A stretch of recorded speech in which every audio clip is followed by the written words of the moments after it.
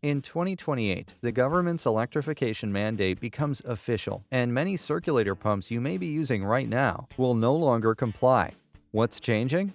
The mandate is pushing the industry toward more energy-efficient, electrically driven equipment that meets new performance standards. That's where Grundfos steps up. When the mandate becomes official, their UPS line will no longer comply. But their new UPS-E and Alpha pump lines are designed to deliver better efficiency with ECM technology, smarter controls, and most importantly, are built to meet or exceed the new regulatory requirements.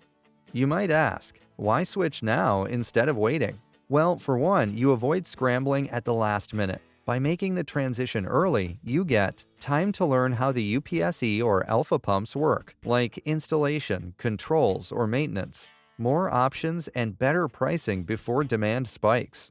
Possible access to incentives or rebates early on.